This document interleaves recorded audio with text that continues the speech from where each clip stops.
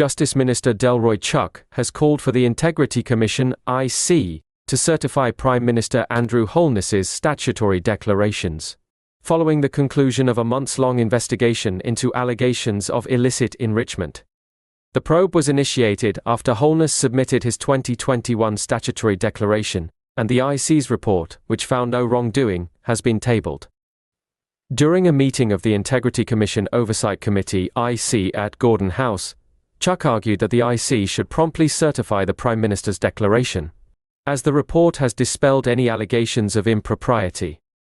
It is about time that this report be the final report, and the IC should be mandated to certify the Prime Minister's declaration forthwith, Chuck stated, emphasizing that the report contains no evidence that could fuel suspicions.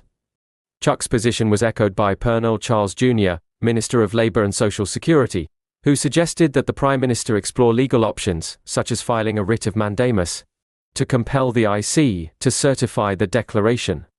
Charles Jr. highlighted the importance of protecting the country's reputation and the integrity of its institutions, asserting, "I hope that the declarant will move to protect the country and our reputation and the credibility of this institution by taking the necessary action."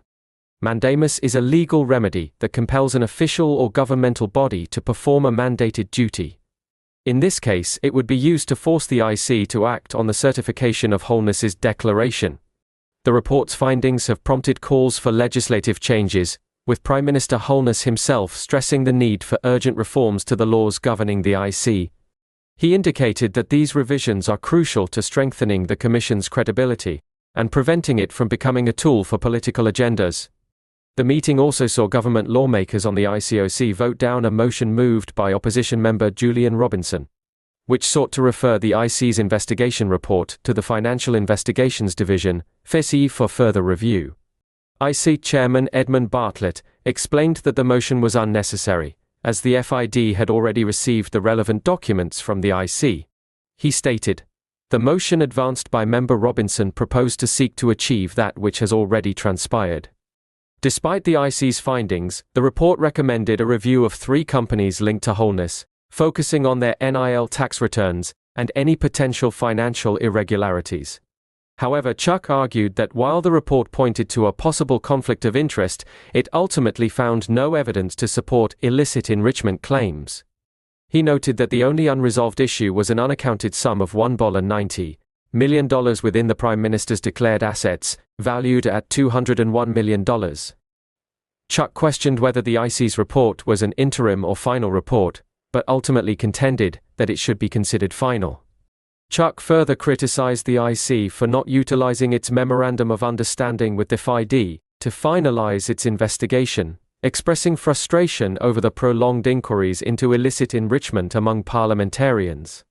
In a previous ICOC meeting, Chuck voiced concern over the lack of clear communication from the IC, stating, "Everybody asks me on the street, are you one of the 6? It is not fair, Chairman. They need to clear this thing up." The IC's 2023 annual report indicated that 8 parliamentarians were under investigation for illicit enrichment, with Holness being one of the most prominent figures scrutinized.